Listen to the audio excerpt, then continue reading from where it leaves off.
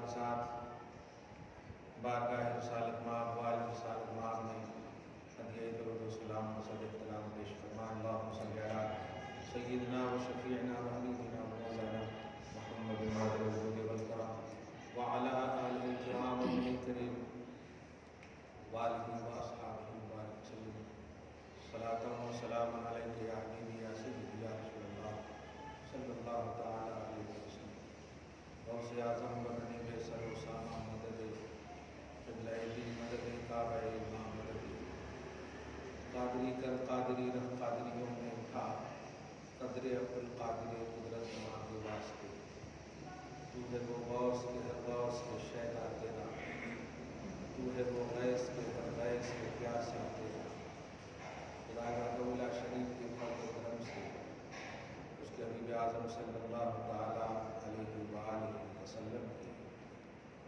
بے پناہ احسانات اور انعامات کے سائے تلے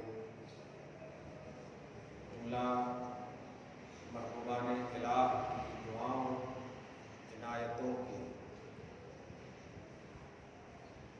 سبب آپ سب ہم سب اپنی زندگی کو جاری اور ساری کیے ہوئے ہیں۔ خدا یوں ہی ہم سب کو ایمان و عقیدے کی سلامتی کے ساتھ جینا نصیب فرمائے۔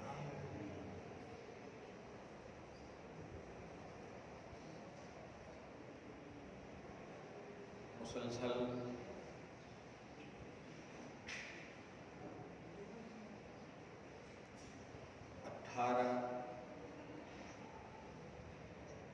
خطابات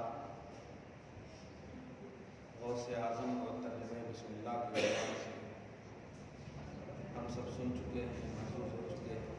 آج یہ 19واں خطاب ہے۔ چونکہ عنوان اتنا خوبصورت ہے کہ ہر مومن کو اللہ، رسول، اولیاء اللہ سب کی ضرورت ہے۔ لا الہ الا اللہ محمد رسول اللہ۔ توحید اور رسالت ہمارا ایمان کا بنیادی پہلو ہے۔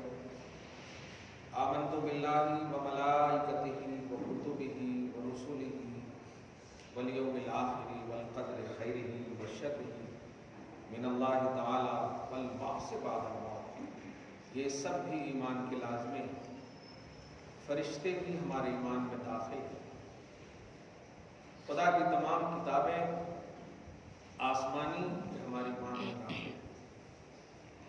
بعث بعد الموت ہمارے ایمان میں داخل ہے۔ تقدیر خیر شر سب ایمان میں داخل ہے۔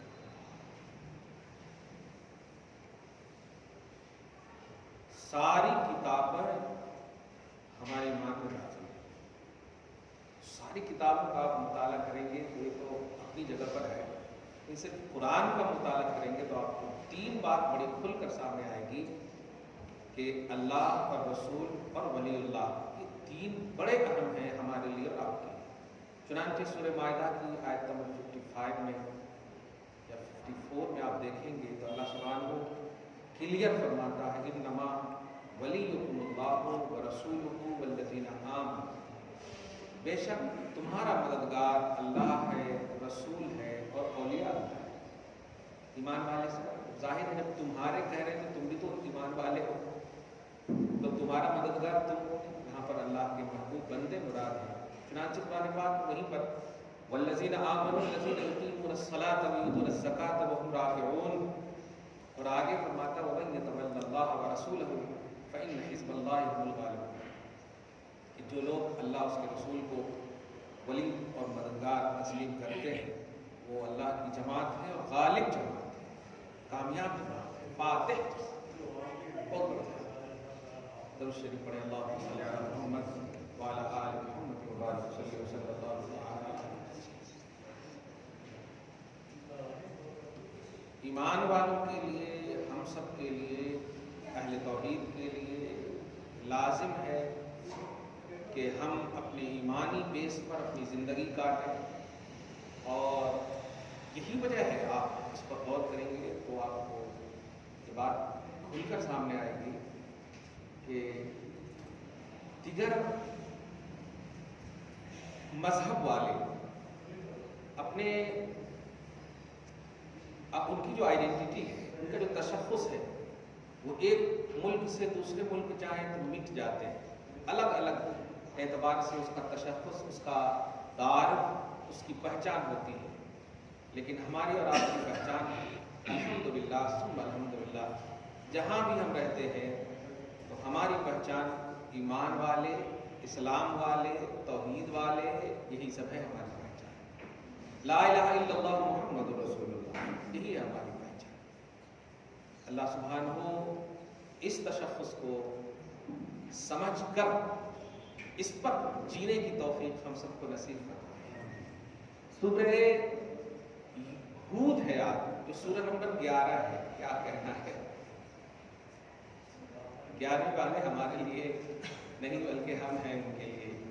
اللہ سبحانہ کو ان کی فیض و برکات دائمی سے ہم سب کو دائمی طور پر مالا مال فرمائے.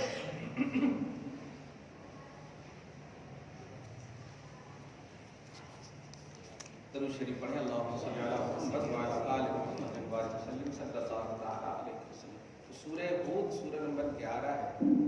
اس کے بسم اللہ کا ترجمہ اور ترجمانی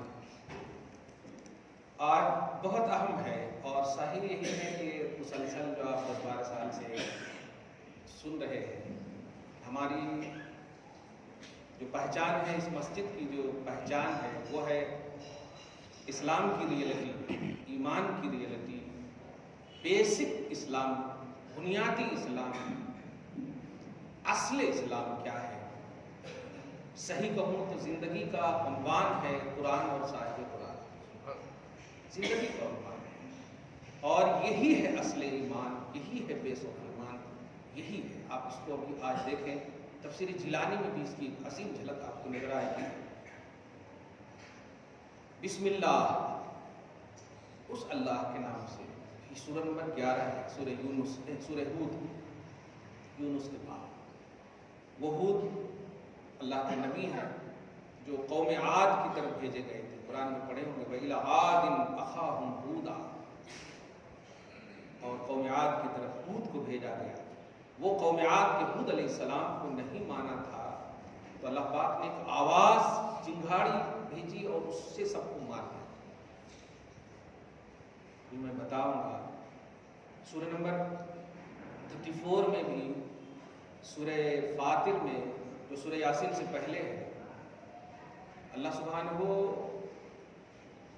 ایک عبرت ناک اور ایک نصیحت ناک بات پیش کی ہے، اور کفار قریش سے خطاب کرتے ہوئے، عرب کے کفار سے خطاب کرتے ہوئے کہا ہے کہ تم ملک شام، عراق، یمن، یہ سب کا سفر کیوں نہیں کرتے ہو؟ محمد کے پیچھے کیوں پڑے ہوئے ہو؟ نہیں مانتے ہو نا؟ ٹھیک ہے، تم ملک شام، عراق، یمن، مصر، یہ سب کا سفر کرو. پریکٹیکلی طور پر تفسیرات کی دنیا میں بول رہا ہوں. اولم یسیروا فی الارض فینظروا کیف کان عاقبۃ الذین کانوا من قبلہم وکانوا اشد منہم قوۃ. یہ لوگ زمین میں سفر کیوں نہیں کرتے جو محمد کو نہیں مانتے ہیں؟ دھیان دیجیے، زمین میں سفر کریں. اچھا، یہاں پر یہ بھی بڑا معنی خیز جملہ ہے، جو مجھے نہیں مانتے ہیں ان کو نہیں کہا ہے، نبی کو جو نہیں مانتے ہیں. اے عرب والو، یہ جو محمد کہہ رہے ہیں ان کو تم نہیں مان رہے ہو، تو زمین میں سفر کرو، اور سفر کر کے تمہیں اس بات کا اندازہ اور علم ہو جائے گا کہ میں نے ان لوگوں کا انجام کیا کیا جو عام نبیوں کو جھٹلائے. اس بات پر غور کریں گے آپ. کیف کان عاقبۃ الذین کانوا من قبلہم، جو ان کفار قریش سے پہلے تھے اور عام نبیوں کا زمانہ پایا، اور ان کو جھٹلانے کے بعد میں نے ان کا انجام کیا کیا. یہ لوگ سفر کریں نا جو محمد کو جھٹلا رہے ہیں. اچھا، اسٹیٹس دیکھیے کیا پیارا پیش کر رہے ہیں. کانوا اشد منہم قوۃ، میں تمہیں ڈکلیئر بتا دوں کہ تمہارے پاس تو اموال بھی اتنے نہیں ہیں، دولتیں بھی اتنی نہیں ہیں، طاقت و ثروت بھی اتنی نہیں ہے. عام نبی کے جھٹلانے والوں کے پاس طاقت بھی زیادہ تھی، مال بھی زیادہ. تو عام نبی کے جھٹلانے والے تمہارے سے اسٹیٹس میں اعلیٰ تھے. میں نے عام نبی کی تکذیب کی وجہ سے کیا انجام کیا؟ یہ خاص نبی ہیں اور تمہارے پاس کچھ نہیں ہے. کیا انداز آپ دیکھیں، یہ خاص نبی ہے اور تم پچھلی قوم کے مقابلے میں نہ مال میں اتنے ہو، نہ طاقت میں اتنے ہو، نہ پاور میں اتنے ہو، کچھ نہیں ہے تمہارے پاس. کتنا اپنی شان کے مطابق اللہ مسکراتے ہوئے کہہ رہا ہو تیرا کیا ہوگا، تمہارے پاس کچھ نہیں ہے اور خاص نبی کو جھٹلا رہے ہو. جبکہ عام نبی کے جھٹلانے والوں کا کیف کان عاقبۃ الذین من قبلہم، کیا انجام کیا آپ نے، کیسا انجام کیا. تو حضور پاک صلی اللہ علیہ وسلم خلاصہ کائنات محمد عربی صلی اللہ تعالیٰ علیہ وآلہ وسلم کی تکذیب اللہ پاک کبھی برداشت نہیں فرمایا. اس کی جو شان ہے، اس کے غضب کو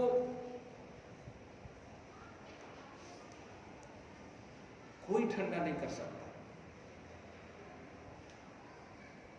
سوائے صاحب قرآن محمد عربی صلی اللہ علیہ وسلم. بہت غضب فرماتا ہے اور صحیح کہوں تو دشمنوں کو اس لائق بھی نہیں سمجھتا کہ میرے حبیب کی تم تکذیب کر رہے تو میں تم پر عذاب نازل کروں. کیونکہ جب عام نبی کے جھٹلانے والوں کو میں نے دھسایا، میں نے کیا کیا نہیں ان کے ساتھ کیا ہے، تم تو اس لائق بھی نہیں ہو کہ تمہیں میں دوں. مگر وَالْعَذَابُ الْآخِرَةِ أَكْبَرُ، وہاں تمہیں ضرور رسوا کرنا ہے. اللہ پاک آپ کو ہم سب کو گستاخی سے محفوظ فرمائے. آمین. درود شریف پڑھیں. اللہم صلی علی محمد وعلی آل محمد مبارک وسلم صلی اللہ علیہ وسلم. تو سورہ یونس سورہ ہود سورہ نمبر 11. اور ذرا سے دیکھیے گا جو کمپیریزن بڑی اچھی آ گئی ہے کہ عام نبی کو جھٹلانے والے، خاص مال و دولت والے، طاقت والے کو اللہ پاک نے قرآن پاک میں پیش کر کے کہا ہے کہ سوچو ان کا انجام میں نے کیسا کیا. آج تک دھس رہا ہے قارون. فخسفنا بہ وبدارہ الارض، ان کے خزانے بھی چہل خانہ، 40 گھر خزانے رکھتا تھا، کنجی اٹھانے کے لیے بڑی جماعت کو تیار کیا تھا. اتنے خزانے والوں کو میں دھسا دیا. جبکہ موسیٰ کے بھی یہ نبی ہیں، تم ان کو نہیں مان رہے ہو، تم ان کو نہیں مان رہے ہو، تمہارا کیا ہوگا. اسی کو دھیان میں رکھتے ہوئے اپنے ایمان کی عظمتوں سے محظوظ ہوئیے، لطف اندوز ہوئیے اور خوش ہوئیے. الحمدللہ کچھ نہیں ہے بھائی آپ کے پاس، کچھ بھی نہیں ہے، قسم خدا کی کچھ بھی نہیں ہے. اللہ پاک خود کہہ رہا ہے ہاں ہے تمہارے پاس تو میرا نبی ہے، سب سے بڑی دولت ہے، سب سے بڑی دولت ہے. یہ خود اللہ پاک کہہ رہا ہے سب سے بڑی دولت ہے، سب سے بڑی دولت ہے. هو خیر مما یجمعون سورہ یونس کی آیت نمبر 58 میں آپ دیکھیں سارے جمع پوجی سے سب سے بڑی دولت محمد عربی ہے صلی اللہ علیہ وسلم. هو خیر مما یجمعون، جو لوگ جمع کر کے رکھیں گے سب سے زیادہ بہتر اعلیٰ افضل پونجی محمد صلی اللہ علیہ وسلم. سرمایہ افتخار، سرمایہ ایمان، سرمایہ کل ہے ہمارے. اللہ پاک ہم سب کو یہ فہم میں جلائے. بسم اللہ الذی احکم آیات کتابہ الدالۃ علی توحید ذاتہ لتکون موصلۃ الیہ سبحانہ لمن تمسک بہا. یہ اللہ کا ڈیفینیشن ہے قادری غوث پاک کی طرف سے. خدا کی شان اس طرح بیان کریں گے نا تو اولیاء اللہ نے صحیح لیکن غلام ضرور اللہ بنا دے گا. اور ولی کا غلام بھی ولی ہوتا ہے.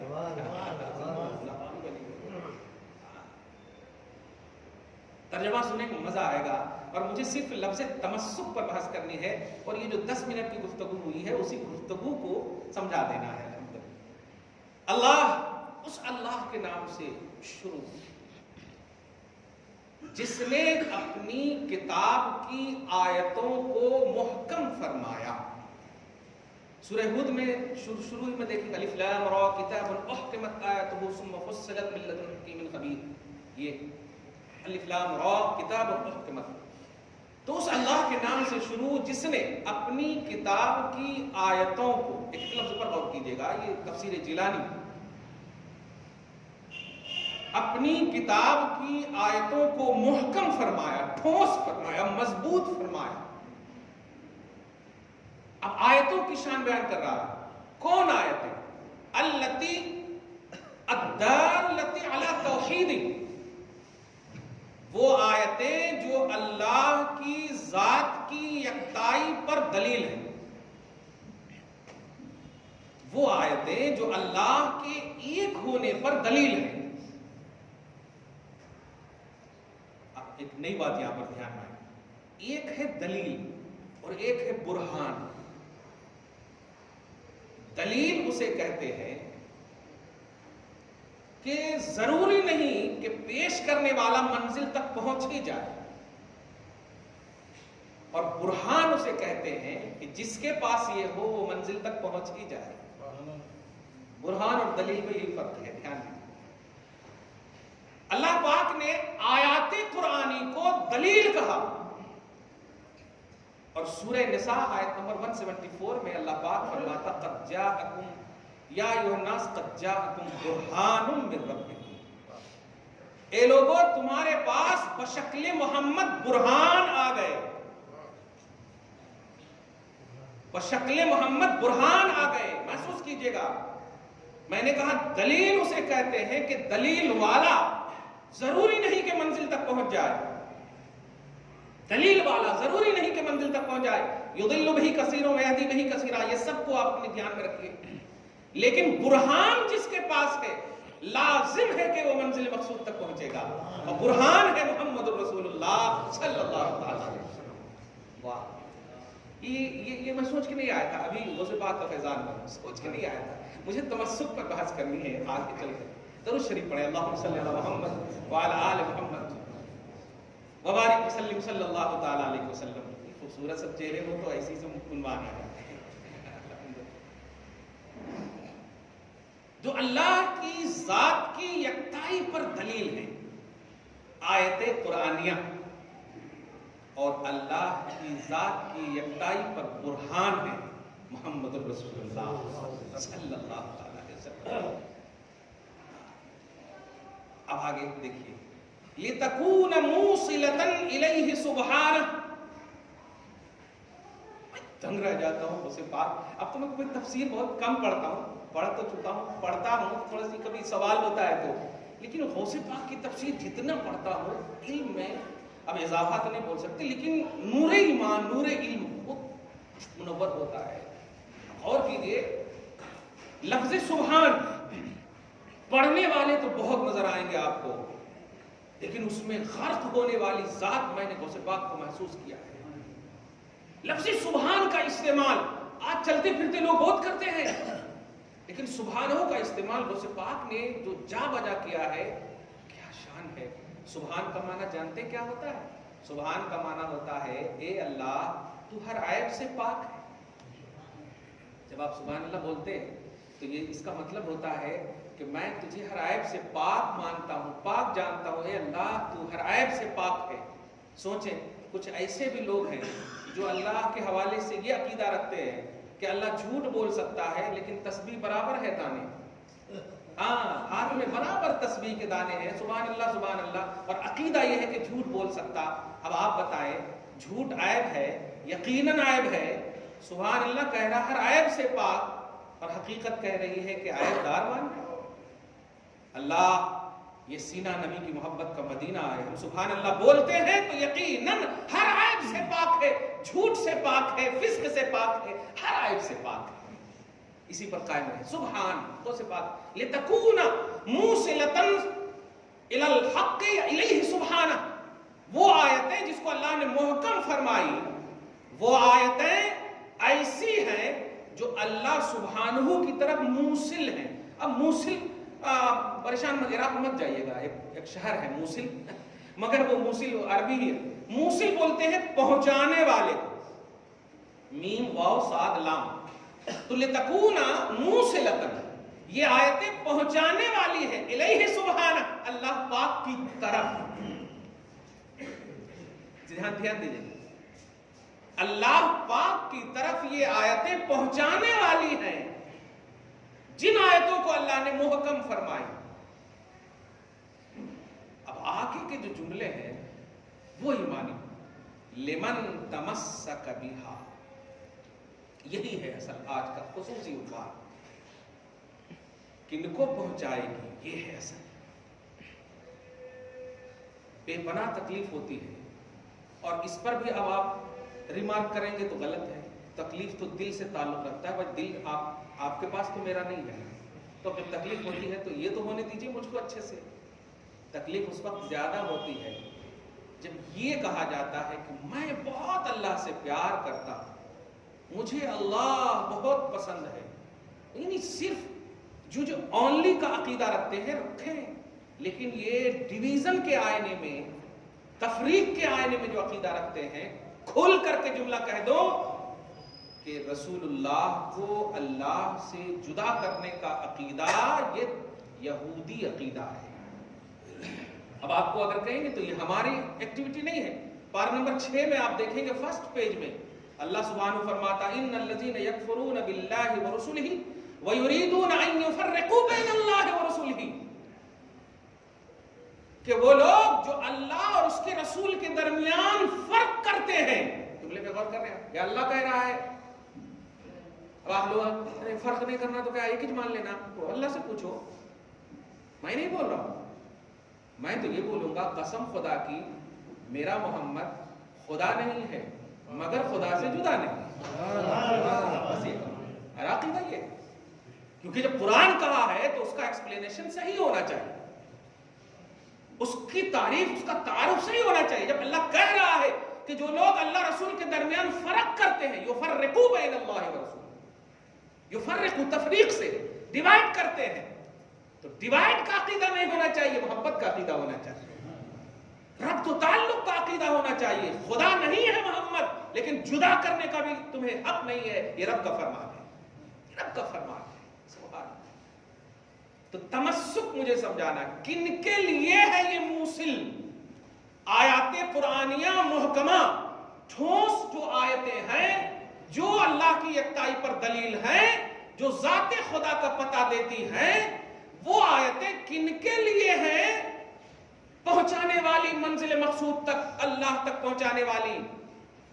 تو لمن تمسک بہا، ان کے لیے ہے جو ان آیتوں کے ساتھ تمسک کرے۔ اب تمسک کو سمجھانا ہے مجھے آج، تا میم سین کاف، یہ اور ایک لفظ عربی میں آتا ہے جو پارہ نمبر 3 میں بھی پڑھے ہوں گے، واعتصموا بحبل اللہ جمیعا، جس کا مصدر ہوتا ہے اعتصام، الف عین تا صاد الف میم، اعتصام، دونوں کا معنی ہوتا ہے چمٹنا، چپکنا، چمٹنا، بالکل لگ جانا،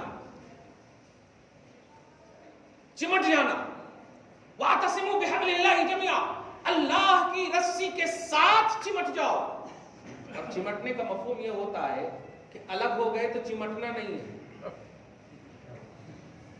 چمٹنا نہیں کرتے۔ دیکھیے نا بھائی ہمارے والد 10 آدمی کے سامنے کھڑے ہو، ہم دوڑتے ہوئے جا کر کے ان سے چمٹ گئے تو 9 لوگ کہیں گے واہ کیا چمٹا ہوا، اور اگر الگ ہو گئے تو نہیں بولیں گے کہ چمٹا ہوا ہے۔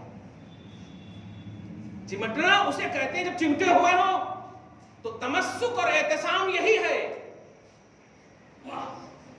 ان کے لیے ہے یہ دلیل، ان کے لیے پہنچائے گی اللہ سبحانہ کی طرف، انہیں پہنچائے گی یہ آیتیں جن کو تمسک کا ملکہ حاصل ہو، جو قرآن سے چمٹا ہوا ہو، قرآن سے ہٹ کر کے، نوٹ کیجئے گا، قرآن سے ہٹ کر کے اللہ تک نہیں پہنچ سکتے، قرآن سے چمٹا ہوا ہو۔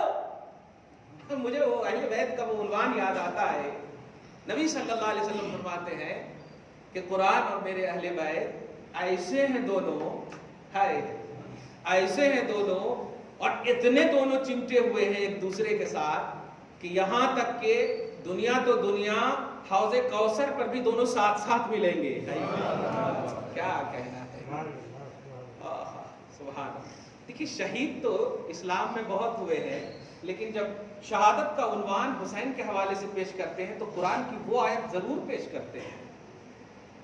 حالانکہ وہ آیت جو ہے حضور صلی اللہ علیہ وسلم کے زمانے میں اتری ہے، لیکن آج ہر خطیب، ہر واعظ حضرت امام حسین کی شہادت کے عنوان سے پیش کرتے لا تقولوا لمن یقتل فی سبیل اللہ اموات، جانتے ہیں یہ خدا کی قدرت ہے، نبی کا معجزہ ہے، اتری ہے امیر حمزہ کے لیے، اتری ہے شہداء بدر و حنین کے لیے، لیکن قرآن کے ساتھ جو چمٹتا ہے قرآن اس سے الگ نہیں ہونے دیتا، سارے عنوانات کو سمٹ کر کے لا کر کے دے دیا شہید اعظم کی بارگاہ میں۔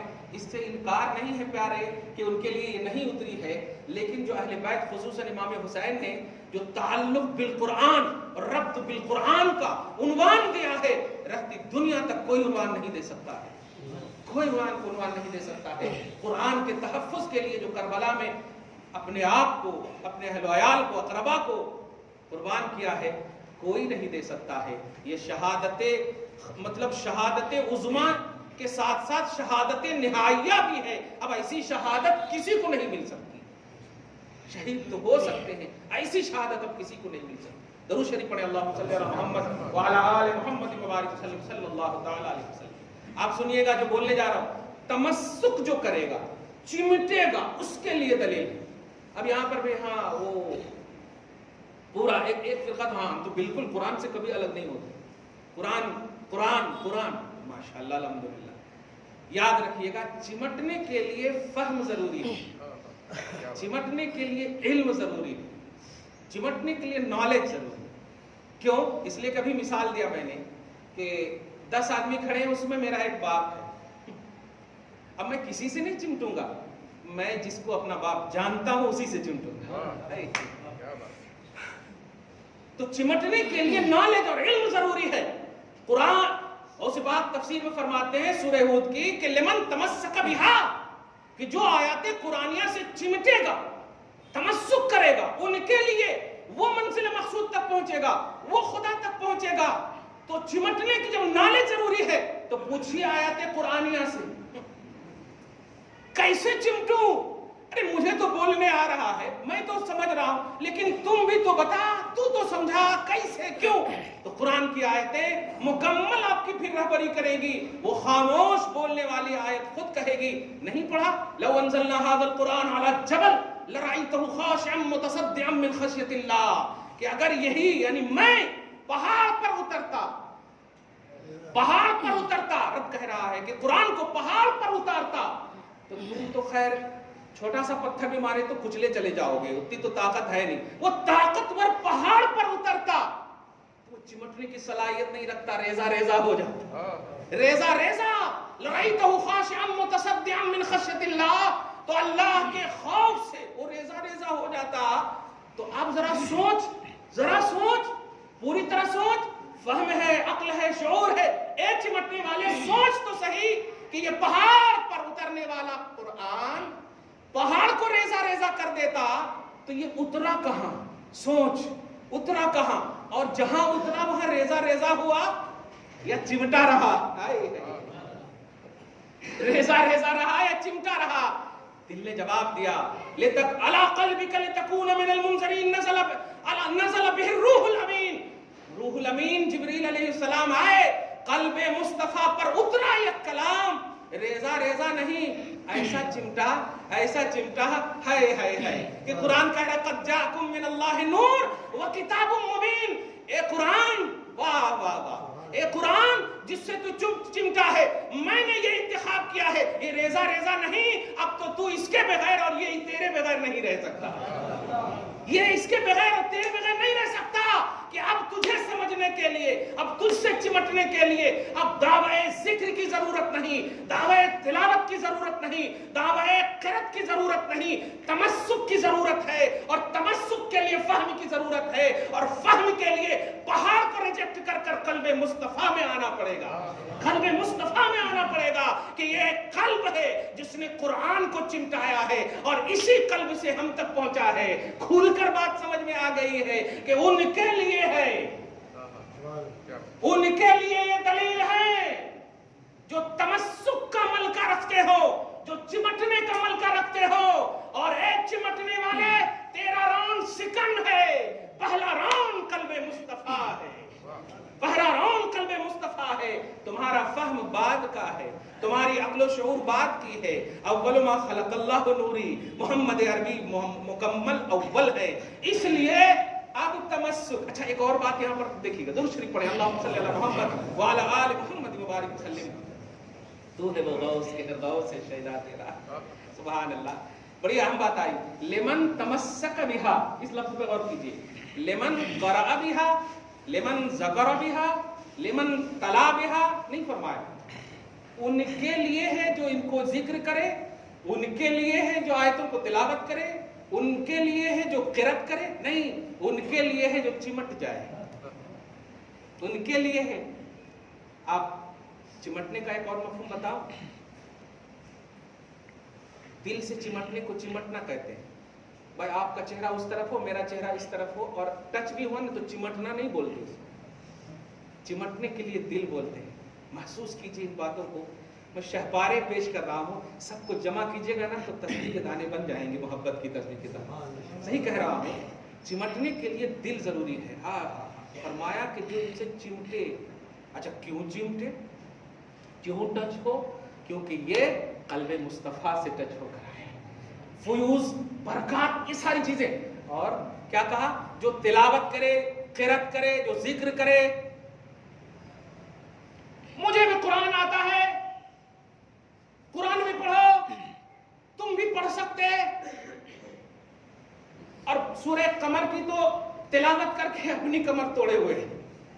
سورہ قمر میں 3-4 جگہ میں لقد یسرنا القرآن للذکر فہل من مدکر، لقد یسرنا القرآن للذکر فہل من مدکر. تحقیق کے قرآن کو ہم نے آسان کر دیا ہے ذکر کرنے والوں کے لیے. تو قرآن is easy, Quran is easy.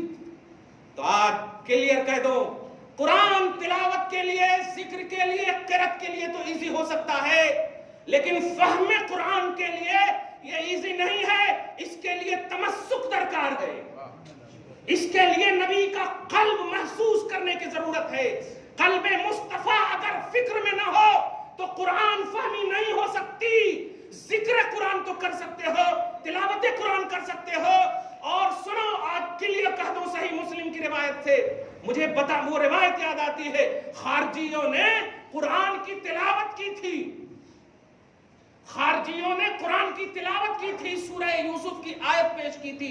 جب حضرت علی کرم اللہ تعالی وجہ الکریم کی تحکیم کا مسئلہ، یعنی حاکم بنانے اور جج بنانے کا مسئلہ، جب تمام محبان علی نے تمام سہمتی سے پیش آیا تو خارجیوں نے، خروج کرنے والوں نے، بغاوت کرنے والوں نے ببانگ دہل تلاوت قرآن کیا، قرآن کی آیت کی تلاوت کی اور کہا ان الحکم الا للہ لا حکم الا. ارے جلوس نکالا تھا ان لوگوں نے، جلوس نکالا تھا. قرآن میں ہے، دھیان دیجیے گا، قرآن میں ہے، تلاوت کیوں نہیں کرتے؟ یہ جملے تھے ان کے. قرآن میں ہے، پڑھتے کیوں نہیں؟ قرآن میں ہے، ذکر کیوں نہیں کرتے؟ قرآن میں ہے، یاد کیوں نہیں کرتے؟ ان الحکم الا للہ. جج صرف اللہ ہوگا، فیصلہ صرف اللہ کا چلے گا، حکم کو صرف اللہ کا ہوگا، حاکم صرف اللہ ہے. ہم علی کی تحکیم، علی کی حاکمیت تسلیم نہیں کرتے. جب حضرت علی کی بارگاہ میں ہے بات پیش ہوئی تو حضرت مولا کائنات رضی اللہ تعالی عنہ وکرم اللہ وجہ الکریم، یہ ضرور یہاں پر پڑھا کیجئے، کیونکہ ان لوگوں نے کہا تھا سود اللہ وجہ کہ سود اللہ، اللہ تعالیٰ علی کے چہرے کو کالا کرے. تو آواز آئی کرم اللہ وجہ الکریم، اللہ تعالیٰ علی کے چہرے مکرم کو معظم بنائے، مکرم بنائے. ارے جن کے چہرے کی نسلوں کے چہرے کو دیکھو تو کیا کہنا ہے. خالی چومنے ہی کا من کرتا ہے یار، سارا ٹینشن ختم ہو جاتا ہے آل رسول کو دیکھنے کے بعد. تو حضرت علی تک جب بات پہنچی کہ ان الحکم الا للہ، ذکر قرآن کی بات کی جا رہی ہے، تلاوت آیت کی بات کی جا رہی ہے، قرأت قرآن کی بات کی جا رہی ہے، اور ان کے چاہنے والے کہہ رہے ہیں قرآن کی آیت ہے علی، اب کیا کرنا؟ کہا کلمۃ حق ارید بہا الباطل. کیا جامع جملہ تھا. اور یہ واقعی باب العلم ہی کہہ سکتا ہے، باب العلم ہی کہہ سکتا ہے. نوٹ کیجئے گا، کہتے ہیں کہ وہ جو کہہ رہے ہیں نا، کہنے والے حق نہیں ہے، لیکن جو کہہ رہے ہیں وہ حق ہے. کہہ رہے ہیں وہ حق ہے. ارید بہا الباطل، کلمہ حق ہے لیکن مراد غلط ہے. کیونکہ کلمہ تلاوت تو ہے، تمسک نہیں ہے. اگر اس آتی. اس کلمے کے فہم و ادراک کے لیے بیس نبی کو سمجھا جاتا تو فہم ضرور سمجھ میں آتا اور نظر آتا. انا مدینۃ العلم والی بابھا، انا مدینۃ العلم والی بابھا، اور نظر آتا فلا وربک لا یؤمنون حتی یحکموک فیما شجر بینہم. اے حبیب، آپ کے رب کی قسم، یہ ہو ہی نہیں سکتے ہیں مومن جب تک کہ آپ کو جج نہ مان لے، جب تک کہ آپ کو جج نہ مان لے. اور نبی کا جج ہونا یہ اللہ کے لیے کیا مخالفت ہے یا اللہ کے خلاف ہے؟ تو جب نبی جج ہو سکتے ہیں تو ان الحکم الا للہ کا کانسیپٹ سمجھے نہیں ہے. حاکم اللہ ہے، بے شک ہے، لیکن وہ حاکم جسے حاکم بنا دے وہ بھی حاکم ہو سکتے ہیں. خدا حاکم ہے بے بنے، وہ اللہ اپنی ذات میں حاکم ہے، وہ جج اپنی ذات میں حاکم ہے، وہ احکم الحاکمین ہے. اسے کسی نے حاکم نہیں بنایا، اور نبی کو حاکم اللہ نے بنایا، علی کو حاکم اللہ نے بنایا. بات حق ہے، مراد غلط ہے. لمن تمسک بہا، یہ آیات قرآنیہ ان کے لیے دلیل ہے، ان کو خدا تک پہنچائے گی، ان کے لیے موصل کا کام کرے گی جو تمسک کرتا ہو، جو قلب مصطفیٰ کے تصور میں تلاوت کرتا ہو، جو قلب مصطفیٰ کے سوچ میں ذکر کرتا ہو، جو مصطفیٰ کے آئینے میں قرآن فہمی کا دعویٰ کرتا ہو. ان کے لیے یہ دلیل ہے، ان کے لیے یہ موصل ہے، ان کے لیے اللہ تک پہنچنے کا ذریعہ ہے. نہیں تو ہرگز نہیں. جب کل علی کے سامنے رہنے والے نہ پہنچ سکے خدا تک کیونکہ صرف تلاوت قرآن ہے، صرف ذکر قرآن ہے، صرف قرات قرآن ہے، تمسک بالقرآن نہیں ہے. تمسک بالقرآن کے لیے فکر مصطفیٰ ضروری ہے، نظریہ مصطفیٰ ضروری ہے، سوچ مصطفیٰ کی ضروری ہے، قلب مصطفیٰ کا سوچنا، نبی صلی اللہ علیہ وسلم کی طرف سے ہو کر کے آنا. پھر آپ جانتے ہیں اگر آپ مطلب ڈکشنری نہیں بھی دیکھیں گے نا تو نور مصطفیٰ آپ کو ایسے ہی دکھا دے گا سب. ورنہ بتائیں صحابہ کرام کون سا ڈکشنری تلاشتے تھے اگر کوئی معنی گڑبڑ، مطلب گڑبڑ تو نہیں بولتے، اگر معنی سمجھ میں نہ آئے. بلکہ کبھی کبھی تو ایسا ہوا، اب سورہ بقرہ کی ایک آیت جلدی سے پیش کر دوں. سورہ بقرہ میں آیت نمبر 194 میں یا سورہ بقرہ میں پارہ نمبر 1 ہی میں دیکھیں کہ مطلب ایک صحابی ان کو مطلب سمجھ میں نہیں آ رہی. اب یہاں دھیان دیجیے گا، میں صحابہ کے مقابلے میں یہ بول رہا ہوں ورنہ ان کے دھول کے برابر بھی نہیں ہے آپ. میں یہ کمپیریزن کر کے سمجھا دے رہا ہوں کہ ان کو سمجھ میں نہیں آئے تو کہا یا رسول اللہ ایک بار اور بولیے نا. بولتے ہیں ایک بار اور بولیے نا، ایک بار اور بولیے. اب آج کل کے ٹیچر ہیں تو اللہ کرم کرنا ہو، بول دیے تو نہیں ٹیوشن میں پڑھا دوں گا، یہاں چلتا ایسا. نبی صلی اللہ علیہ وسلم سے عرض کرتے یا رسول اللہ ایک بار اور بولیے نا. تو اس سے پہلے کہ ایک بار اور بولنے کا جواب ملتا ہے، ایک آیت اتر گئی ہے سبحان اللہ. ذرا غور کیجیے گا، دیکھیے ڈکشنری ذرا دیکھیں. یہ نہیں کہا جاؤ ڈکشنری میں دیکھ لینا، نہیں سمجھ میں آئے تو دیکھ لینا. یعنی انداز دیکھیں قلب مصطفیٰ کے احساس میں، نور نظر مصطفیٰ کے احساس میں، فکر مصطفیٰ کے احساس میں صحابہ سمجھنے کی کوشش کرتے تھے. یہ نہیں کہتے تھے جب آپ نے کہہ دیا تو ہے نا بعد میں سمجھ لوں گا. نہیں نہیں نہیں، آپ سمجھائیے نا، آپ سمجھائیے نا. اور یہ تصور اتنا اچھا کہ اللہ پاک کہتا ہے یا ایھا الذین آمنوا لا تقولوا راعنا وقولوا انظرنا. اے ایمان والو، بارگاہ رسالت میں سمجھنے کی کوشش کرتے ہو کرو، ٹھیک ہے، لیکن جب تمہیں رسول اللہ صلی اللہ علیہ وسلم کو مطلب یہ کہ سمجھنے کے لیے سیکنڈ راؤنڈ میں جملے کہنے ہو تو ادب کے جملے پیش کیا کرو، عام جملے استعمال نہیں کیا کرو. کہا کرو یا رسول اللہ انظر حالنا، سبحان اللہ، یا رسول اللہ انظر حالنا. میں دو بات یہاں پیش کرنا چاہتا ہوں کہ یہاں فہم قرآن تھا، خیال فہم قرآن تھا، قرآن فہمی کا خیال تھا، نبی کی طرف سے کچھ باتیں سمجھنے کا خیال تھا، لیکن اس کو اپنے سینس اور ڈکشنری پر نہیں چھوڑا، اپنے دارالفتہ اور لائبریری پر نہیں چھوڑا، مصطفیٰ کی فکر میں سمجھنے کی کوشش کی.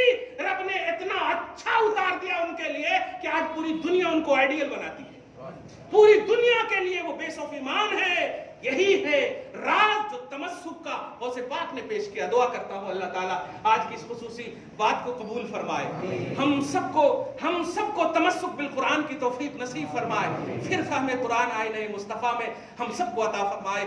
آمین بجاہ سید المرسلین وما علینا الا البلاغ المبین. جو سنت نہیں پڑھ سکے سنت پڑھو.